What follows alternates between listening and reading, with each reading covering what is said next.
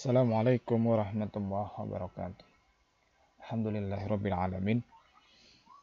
Kita lanjutkan untuk pengantar materi hari ini, pengantar materi tentang materi mata kuliah administrasi peradilan atau kepaniteraan kaitannya dengan pembangunan zona integritas di pengadilan agama.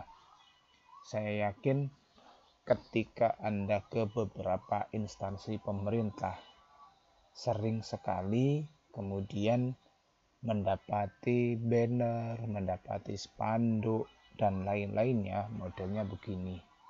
Tidak hanya di pengadilan agama sebenarnya, karena ini wilayah ini sangat luas ke semua instansi, harapannya semua instansi pemerintahan itu mulai menerapkan wilayah bebas korupsi dan wilayah birokrasi bersih melayani. Maka apa toh sebenarnya kaitannya dengan zona integritas itu sebenarnya seperti apa? Saya sampaikan ini beberapa landasan hukum penyelenggaraan pembangunan zona integritas di instansi pemerintahan. Yang pertama, ini Undang-Undang 28 tahun 1999 kaitannya dengan undang-undang tentang penyelenggaraan negara bebas dari korupsi, kolusi, dan nepotisme. Yang ini Undang-Undang 19 nomor 19 tahun 2019, di mana undang-undang ini yang kemarin sempat ditentang teman-teman mahasiswa dengan demo dan seterusnya, sudah disahkan oleh DPR. Undang-Undang nomor 19 tahun 2019, undang-undang tentang KPK, tentang perubahan atas undang-undang nomor 30 tahun 2002 tentang Komisi Pemberantasan Korupsi. Ketiga, ada undang-undang tentang KIP. Beberapa waktu lalu ketika saya bicara tentang SIPP itu, Sistem Informasi di Peradilan, kita sampaikan tentang KIP. Kaitannya tentang keterbukaan informasi publik. Bahwasanya instansi pemerintah diharapkan sudah menerapkan informasi atau memberikan informasi yang seluas-luasnya kepada publik kaitannya dengan beberapa aspek. Yang keempat, ada Undang-Undang 2005 tahun 2009 tentang pelayanan publik. Konsepnya seperti apa? Di awal-awal saya pernah menyampaikan tentang bagaimana hubungan ada antara pelayanan publik dengan pelayanan private itu seperti apa. Kita kemarin bicara tentang eksklusivitas dan ekskludabilitas dalam pelayanan publik. Semakin tinggi eksklusivitasnya itu berarti akan semakin private urusan itu, akan tapi semakin ekskludable, semakin orang bisa mengakses, maka negara mestinya menyediakan itu. Hubungan itu yang kemarin sudah pernah kita sampaikan di pelayanan publik, kalau tidak salah di pertemuan 4 atau 5. Yang lain, aturan regulasi yang lain kaitannya dengan pembangunan zona integritas di instansi pemerintahan, yakni ada peraturan pemerintah, ada peraturan presiden, ada peraturan menteri masing-masing, peraturan lembaga, dan seterusnya. Maka kaitannya dengan pengadilan agama berarti nanti adanya ada PMA, peraturan Mahkamah Agung tentang pelaksanaan pembangunan zona integritas. Secara pengertian, zona integritas itu adalah predikat. Maka hanya lembaga-lembaga tertentu saja yang akan mendapatkan predikat yang diberikan kepada instansi pemerintah yang diantaranya pimpinan, baik pimpinannya, ketua Mahkamah Agungnya, ketua pengadilan agamanya, dan jajaran di bawahnya mempunyai komitmen untuk mewujudkan wilayah bebas korupsi atau wilayah birokrasi bersih melayani WBK, bebas korupsi, dan atau WBBM melalui reformasi birokrasi. Artinya birokrasinya direformasi, yang ribet-ribet urusan, kalau biasanya istilahnya di instansi pemerintah itu, kalau bisa lambat, kenapa dipercepat dulu? kalau bisa lambat, kenapa dipercepat? Itu kan teknis dulu, itu kan kemudian birokrasi yang lama. Maka sekarang itu kan kalau bisa cepat, kenapa kemudian diperlambat? Kan gitu. Ada WBK atau wilayah birokrasi bersih dalam rangka melayani masyarakat, dilakukan melalui reformasi birokrasi dengan pelayanan sistem dan seterusnya, kaitannya dengan hal-hal pokoknya kaitannya dengan reformasi birokrasi dan pelayanan khususnya untuk mendapatkan predikat zona integritas itu dalam hal pencegahan korupsi di lembaganya, salah ketik terus, dan peningkatan kualitas pelayanan publik. Pelayanan publik sudah pernah saya sampaikan di awal. Kaitannya dengan pelayanan publik, bagaimana kualitasnya? Akan nanti misalnya melalui proses-proses tertentu, misalnya dengan cara menyebar angket dan seterusnya, bagaimana pelayanan publik di misalnya Pengadilan Agama Bangkalan. Agar kemudian lembaga itu, instansi tersebut mampu mendapatkan predikat sebagai instansi yang berzona integritas. Secara umum, pengertian WBK atau WBBM, di sini menuju wilayah yang bebas korupsi itu seperti apa toh? Dan kemudian menuju wilayah yang birokrasi bersih dan melayani. Maksudnya adalah yang dimaksud keduanya. Yang pertama, kaitannya dengan WBK, wilayah bebas predikat, sama kan tadi dengan zona ini, yang diberikan kepada satu unit kerja, kayak UTM misalnya, itu kan satu satker yang memenuhi ini di sini sebagian besar manajemen perubahan, penataan tata laksana, penataan sistem manajemen SDM, penguatan pengawasan dan penguatan akuntabilitas kinerja. Nah, kinerjanya akuntabel, bisa kemudian kinerjanya bisa di report, bisa sangat akuntabel lah.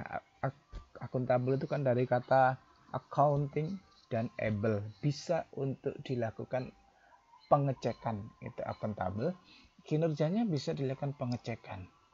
Yang kedua, yang maksudnya wilayah bersih melayani, wilayah birokrasi bersih dan melayani itu kaitannya dengan sama sebenarnya, predikat yang diberikan kepada satu unit kerja yang memenuhi sebagian besar, di sini memang ada sebagian besar, duanya ini juga ada sebagian besar, kaitannya dengan perubahan penataan tata laksana, penataan sistem manajemen SDM, penguatan pengawasan,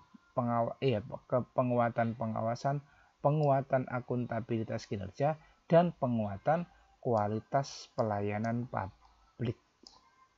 Maka zona integritas itu kaitannya dengan dua aspek ini, kaitannya dengan menciptakan bagaimana instansi itu menciptakan wilayah bebas korupsi, dan yang kedua bagaimana kemudian instansi menciptakan wilayah birokrasi bersih dan melayani. Maka teknisnya seperti apa untuk mendapatkan predikat-predikat itu? Beberapa hal yang sudah dilakukan diantaranya, atau untuk mendapatkan predikat itu, beberapa tahapan kegiatan yang perlu dilalui oleh instansi atau unit kerja. Misalnya yang pertama pencanangan zona integritas, dicanangkan dulu, menyiapkan bahwasanya pimpinan dari satker itu mencanangkan diri siap untuk menjadi wilayah zona integritas, seperti kayak tadi pemasangan spanduk, banner dan seterusnya, itu mereka siap. Dan diantaranya agar kemudian pencanangan itu tidak hanya sekedar omongan, tidak hanya sekedar ide gagasan besar, perlu diimplementasikan, yakni bagaimana pimpinan sebuah lembaga itu melakukan penandatanganan fakta integritas untuk menjadikan wilayahnya zona integritas itu oleh seluruh atau sebagian besar pegawai. Jadi mereka semuanya diminta untuk tanda tangan komitmennya. Mulai misalnya kalau UTM misalnya oleh rektor sampai bawahan-bawahannya, sampai dosennya misalnya, atau kemudian karyawan tenaga kependidikannya atau adminnya, semuanya atau sebagian besar secara keseluruhan atau mayoritas siap untuk melakukan zona integritas di wilayahnya. Sama di pengadilan agama pun melakukan hal yang sama. Bagaimana mulai misalnya Mahkamah Agung ketika mencanangkan tahun 2019, Mahkamah Agung siap untuk menjadikan wilayahnya, instansi atau unit kerjanya sebagai wilayah zona integritas, dibebankan kepada seluruh bawahan-bawahan di bawah Mahkamah Agung, mulai Pengadilan Tinggi Negeri, Pengadilan Tinggi Umum, ada Pengadilan Tinggi Agama, Pengadilan Tinggi Tata Usaha Negara, kemudian Pengadilan Militer, Auditorat dan seterusnya. Itu katanya Otmil, Dilmilti, Pengadilan Militer Tinggi, dan kemudian ada Dilmil, Pengadilan Militer. Begitu juga di bawahnya dari Pengadilan Tinggi Agama turun sampai ke Pengadilan Agama. Bagaimana Mahkamah Agung meminta agar seluruh pengadilan agama di wilayah PTA Jawa Timur misalnya, Mahkamah Agung memerintahkan PTA Jawa Timur memerintahkan seluruh PA di Jawa Timur untuk menerapkan zona integritas. Setelah itu baru turun Ketua Pengadilan Agama pun melakukan hal yang sama, meminta komitmennya kepada seluruh pegawai yang ada di bawah Pengadilan Agama Bangkalan misalnya untuk melakukan ini.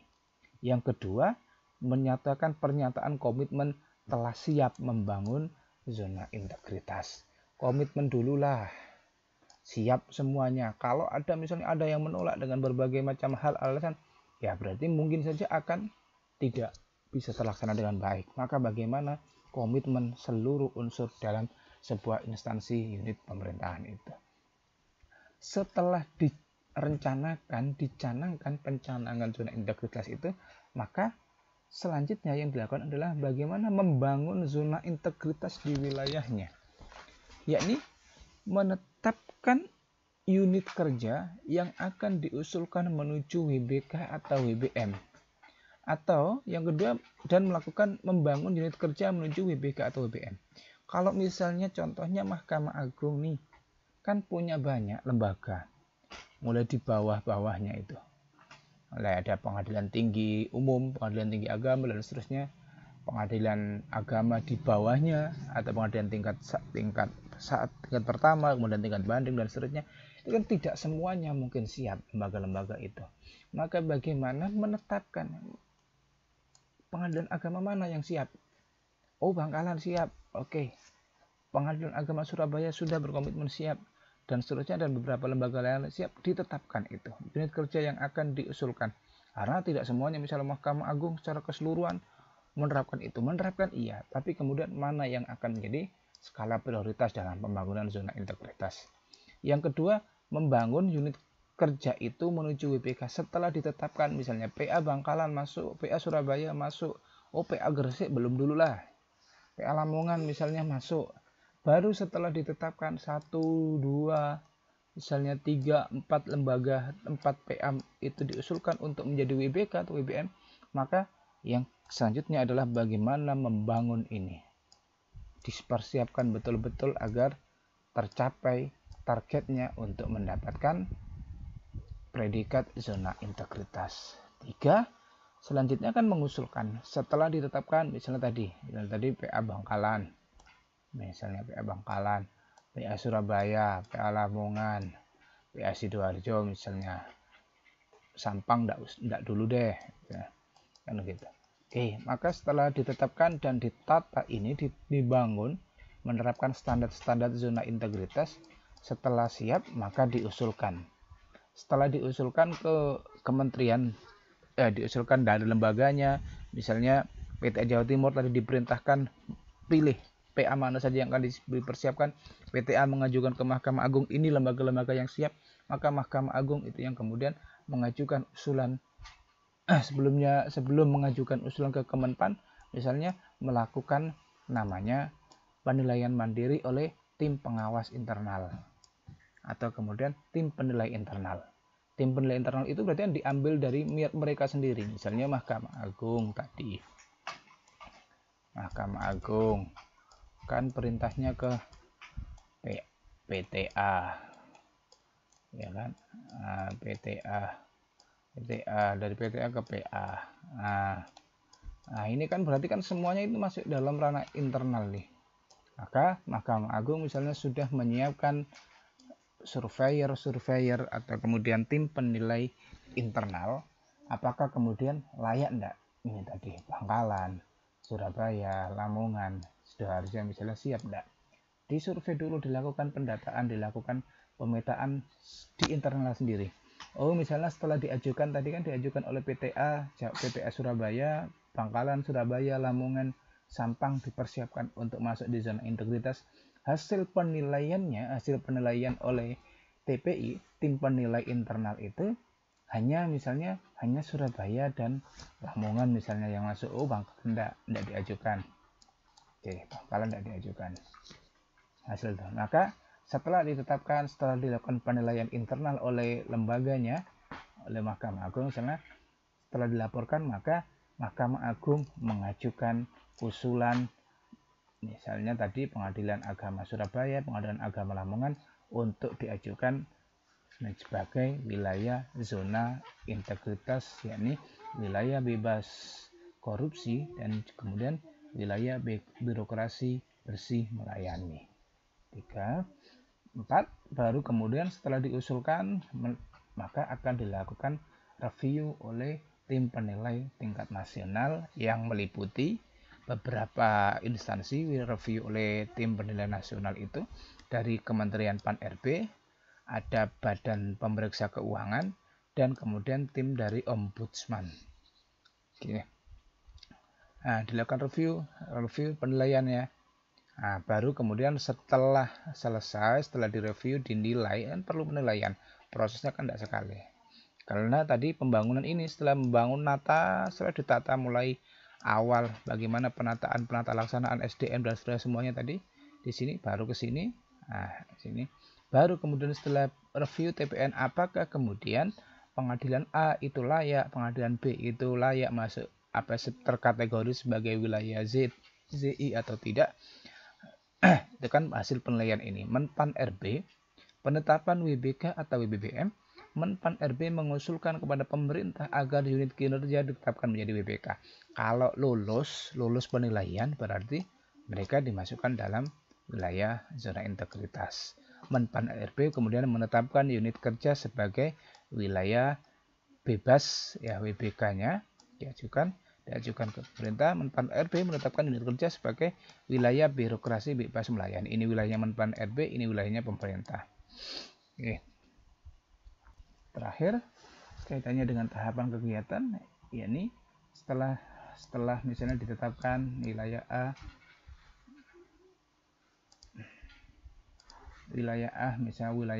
tadi sudah Pengadilan Agama A ditetapkan sebagai wilayah WBK atau WBBM, maka tetap dilakukan pembinaan dan pengawasannya bisa pengawasan internal agar kemudian mutu zona integritas itu tetap terjaga, ya, mutu ZI-nya terjaga. Dilakukan pembinaan, dilakukan pimpinan instansi, kementerian atau lembaga itu kementerian, dia berarti Kementerian Agama, Kementerian Pendidikan Kebudayaan. Lembaga itu kayak Mahkamah Agung dan seterusnya, itu lembaga.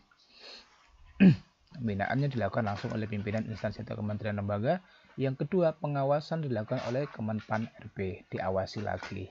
Nah, Kemenpan RB dari sini misalnya tadi setelah menilai, menetapkan ini, oke, wilayah ini dalam pantauannya, dibina, yang pengawasannya dibina oleh pimpinan instansinya masing-masing. Ini beberapa mode, ya, contoh penilaian kerangka logis penilaian untuk mendapatkan WBK, ya, untuk mendapatkan zona integritas WBK atau WBBM.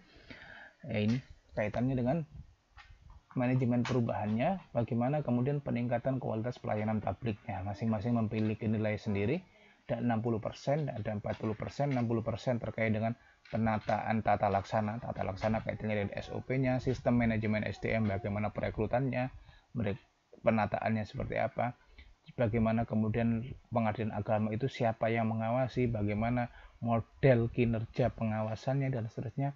Yang keempat, penguatan akuntabilitas kinerja, laporan kegiatan, laporan keuangan, dan seterusnya, semuanya di sini. Dari sini manajemen perubahan dari sebelum menetapkan membangun zona integritas tadi sampai kemudian Sampai kemudian perubahannya seperti apa rencananya. Yang lanjutannya kemudian kaitannya dengan peningkatan kualitas pelayanan publik. Ini kaitannya dengan WBK dan WBBM. Peningkatan pelayanan publik terwujudnya pemerintahan yang bersih dan bebas KKN. Misalnya dalam pengadilan agama misalnya, penetapan tarifnya sekian ya sekian, tidak ada pungutan-pungutan lain selain itu. Nah, itu diantaranya kemudian itu merupakan salah satu indikasi pemerintahan yang bersih dan bebas KKN. Bayarnya selalu dengan transfer atau kemudian keluar slip pembayarannya yang masuk ke biasanya terkategori sebagai pendapatan negara, bukan pajak PNBP. Kalau kemarin kita belajar tentang pajak itu ada kemudian penerimaan negara bukan pajak, diantaranya dari bayar-bayar itu retribusi dan lain-lainnya, itu masuk PNBP. Yang kedua, terwujudnya peningkatan kualitas pelayanan publik kepada masyarakat. Bagaimana misalnya menetapkan zona integritas di tahun 2019 awal selama Januari atau Februari misalnya sampai Desember atau sampai September misalnya, itu memang ada kepuasan masyarakat yang semakin meningkat dalam rangka mendapatkan pelayanan di sebuah lembaga-lembaga tertentu. Itu kaitan dengan maka nilai ini peningkatan kualitas pelayanan publik, dan ini itu masing-masing diakumulasikan, ini 60% dan ini 40%. Ini dokumen tentang ZI di pengadilan agama.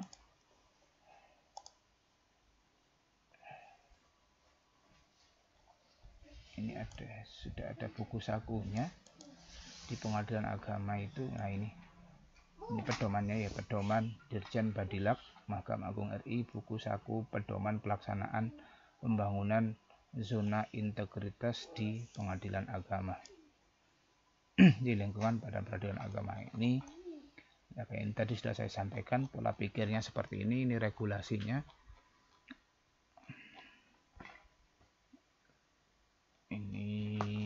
Ini sudah ada buku sakungan, artinya tinggal bagaimana lembaga itu benar-benar menyiapkan ya, bagaimana penyusunan tim kerjanya.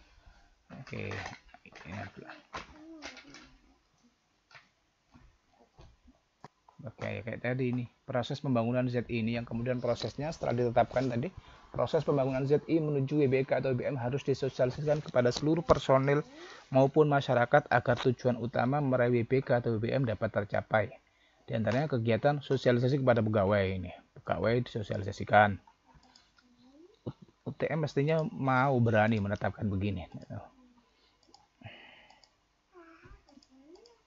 Tinggal kemudian pimpinan kita siap tidak untuk melaksanakan ini.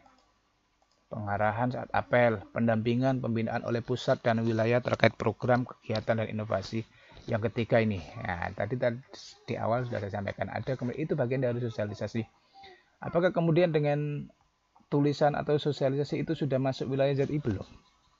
Belum tentu, artinya belum tentu, karena itu masih dalam rangka sosialisasi agar masyarakat paham. Dengan menetapkan zona integritas, wilayah bebas korupsi atau wilayah birokrasi bersih melayani, itu kan sudah ada komitmen dari pengelola instansi atau pimpinan instansi agar masyarakat tidak melakukan hal-hal yang di luar zona integritas itu, yang akan mengurangi poin atau nilai pelaksanaan zona integritas. Sosialisasi kepada masyarakat melalui website, media sosial, media elektronik, spanduk dan juga banner perlu dilakukan itu. Nah, laporan sosialisasi bagaimana itu kaitan dengan pembangunan tadi. Nah, ini monitoring evaluasi kegiatan zona integritas, kegiatan pembangunan sudah dilakukan sesuai dengan rencana. Bagaimana kemudian pelaksanaan kegiatan, bagaimana laporannya, bagaimana kemudian dokumentasi semua kegiatan-kegiatan yang mendukung kaitannya dengan pembangunan zona integritas. Nah, ini beberapa hal mungkin bisa dibaca.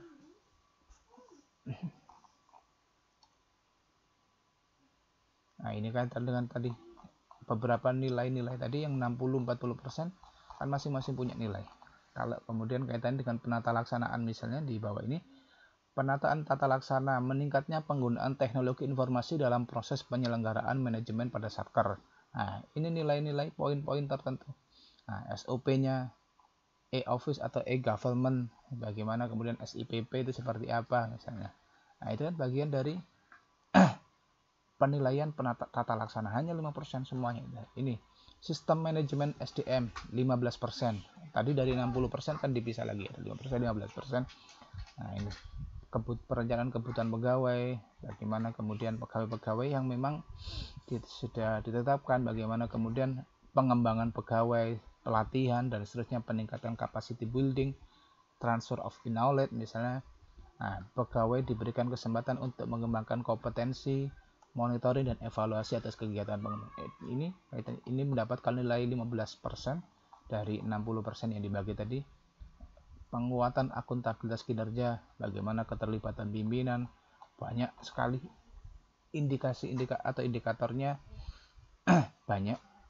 Penguatan pengawasan yang masing-masing biasanya di paling bawah ini ada. Nah, ini rencana aksi atau rencana kerja zona integritas, bagaimana manajemen perubahan, indikatornya apa? Indikator kan manajemen perubahannya apa yang sudah dilakukan. Indikatornya berarti ngomong manajemen perubahan, berarti indikatornya adalah misalnya berubahnya atau kemudian terwujudnya penataan sistem manajemen SDM misalnya. Artinya indikatornya adalah ini dilakukan, indikator selesainya adalah misalnya pegawai atau SDM mampu melakukan ABC misalnya. Langkah aksinya apa saja yang dilakukan dengan cara diklat pegawai dan seterusnya, bukti fisiknya apa, target waktu. Ini kaitannya dengan model-model ini kolom untuk mewujudkan penata laksanaan di zona integritas itu. Nah, ini model lembar kerja evaluasi zona integritas ini banyak sekali. Ya, ini pertanyaan-pertanyaan tertentu kan. Ini. Apakah unit kerja telah membentuk tim untuk melakukan pembangunan zona integritas ini? Ini waktu penilaian prosesnya. Ya atau tidak jawabannya. Jawabannya gimana, nilainya seperti apa? Apakah penentuan anggota tim selain pimpinan dipilih melalui prosedur atau mekanisme yang jelas? Pilihannya A, B, C, jelas, tidak jelas, atau biasanya sangat jelas, jelas dan tidak jelas. Jawabannya kan seperti apa? Dokumen rencana pembangunan ZI, apakah ada dokumen rencana kerja pembangunan ZI-nya seperti apa? Disusun semuanya. Ini model-model penilaiannya. Nah, ini masing-masing punya poin sendiri ketika dilakukan proses penilaian oleh lembaga tim penilai internal, atau kemudian tim penilai internal dari wilayah sendiri, atau kemudian mungkin saja dilakukan dari TPN. Bukan mungkin saja, artinya TPN pun melakukan hal yang sama penilaiannya. Maka kalau tadi dari TPI dulu, TPI pun melakukan hal ini, penilaiannya cukup enggak, misalnya standarnya mencukupi enggak? Karena tadi kan kaitannya dengan makna atau pengertian zona integritas itu sebagian besar, ya kan, sebagian besar kan tidak perlu semua, jadi sebagian besar nanti nilainya. Nah, ini termasuk kemudian nilainya itu memenuhi syarat, misalnya ada prosentasenya antara nilai 70 sampai 80 dari total nilai, itu berarti masih belum masuk wilayah zona integritas.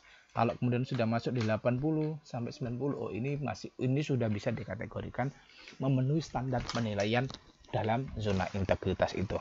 Nah, ini kan dilakukan juga penilaian kepuasan terhadap pelayanan terkait dengan peningkatan tadi. Dilakukan survei kepuasan masyarakat terhadap pelayanan. Ya, ada A, B, C itu kan jawabannya A, B atau C. Hasil survei kepuasan masyarakat dapat diakses secara terbuka, misalnya hasil surveinya ditampilkan di website dan seterusnya. Dilakukan RTL, tindak lanjut atas hasil survei, misalnya pelayanan lambat, misalnya ada pengaduan pelayanannya lambat, oke kan? Bagaimana, atau kemudian pegawainya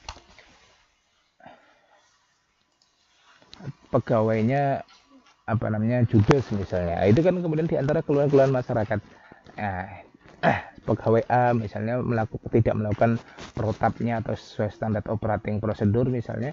Baru kemudian kalau ada keluhan seperti itu kan tidak hanya disimpan saja, tidak hanya sudah selesai survei ya sudah selesai, tapi bagaimana rencana tindak lanjut agar kemudian pegawai A tadi yang diindikasikan melakukan cerewet atau kemudian judes dan seterusnya itu bisa diperbaiki. Nah, ini tindak lanjutnya seperti apa dengan catatan-catatan itu. Nah, ini total hasilnya berapa, nilai Ini yang kemudian menjadi apakah kemudian lembaga itu layak untuk diajukan pada prosesnya tadi, misalnya dengan proses tadi, apakah kemudian dari hasil TPN, tim penilai nasional itu ketika diajukan ke Kemenpan RB diloloskan sebagai zona integritas atau tidak. Terakhir lah ini, kalau kemudian setelah selesai atau kemudian setelah selesai tim penilai dan kemudian Kemenpan RB mengajukan agar instansi A, instansi B itu mendapatkan layak sebagai wilayah yang sudah menerapkan zona integritas. Ini tahun 2019 kalau nggak salah ya, di 2019 bulan Desember sudah ada ini yang kemarin lembaga-lembaga tertentu yang mendapatkan zona integritas dari Kemenpan RB yang diserahkan oleh Bapak Wakil Presiden. Ini websitenya pengadilan agama, websitenya Mahkamah Agung. Nah, ini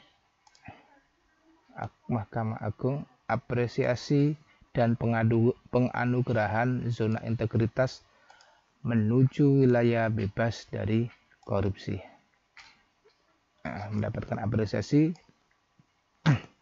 nanti disebutkan ada 63 pengadilan dan 14 tokoh pelopor perubahan 2019. Di antaranya ini sertifikatnya atau piagam tanda penghargaan dari Kemenpan RB diberikan kepada Ketua Mahkamah Agung Republik Indonesia, bahwasanya di beberapa instansi di bawah Mahkamah Agung itu sebagai pemimpin perubahan pembangunan zona integritas menuju wilayah bebas dari korupsi dan wilayah birokrasi bersih dan melayani. Di lingkungan Mahkamah Agung ini penganugerahannya. Ini tadi lingkungan peradilan umum, ada 63 total pengadilan yang ada di bawah Mahkamah Agung yang sudah mendapatkan zona integritas. Pengadilan umum, ini pengadilan agama saja disampaikan. Ini PTA Jakarta, Surabaya tidak masuk ya, PTN-nya tidak masuk, belum masuk. Banjarmasin, Jakarta, Palangkaraya, Bandung, Bangkalan tidak ada nih, tidak lolos, tidak masuk. Nah, ini Lamongan ada. PA Surabaya tidak masuk ternyata. Ya, Pengadilan Agama Surabaya meskipun diajukan, kalau mungkin kemarin teman-teman yang sudah magang di PA Surabaya pasti ada sosialisasi tentang zona integritas. Mungkin juga diajukan untuk mengikuti penilaian, tapi tidak lolos untuk mendapatkan zona integritas. Nah, ini artinya ini proses-proses itu proses-proses yang kemudian sudah dilakukan oleh lembaga dalam rangka mendapatkan predikat sebagai instansi yang sudah menyelenggarakan zona atau melaksanakan zona integritas sebagai WBK, wilayah bebas korupsi, dan WBBM, wilayah birokrasi bersih dan melayani. Ini orang-orang yang kemudian apresiasi yang kemudian diberikan oleh negara kepada lembaga-lembaga yang berusaha untuk menciptakan wilayahnya sebagai wilayah zona integritas. Oke, itu saja mungkin yang bisa saya sampaikan untuk hari ini. Semoga ini kayaknya ini pertemuan terakhir ya. Pertemuan minggu depan kita agendakan untuk pengumpulan tugas itu. Pengumpulan berikutnya lah, tidak tahu minggu depan itu setelah Idul Fitri kayaknya masih libur. Setelah itu mungkin setelah masuk di bulan Juni, mungkin sebelum UAS, nanti tugas-tugas itu kita kumpulkan. Semoga harapan saya setelah selesai Idul Fitri di bulan Juni itu sudah ada kebijakan untuk diperbolehkan masuk di kampus. Terima kasih banyak atas perhatiannya. Mohon maaf sebesar-besarnya. Selamat. Dan juga sebelum mengakhiri perkuliahan, dari hati yang paling dalam perkuliahan, mumpung masih menjelang Idul Fitri ini, saya dari hati yang paling dalam mohon maaf lahir dan batin, minal aidin wal faizin, mohon dimaafkan seluruh kesalahan saya dan seterusnya. Billahi taufiq wal hidayah. Assalamualaikum warahmatullahi wabarakatuh.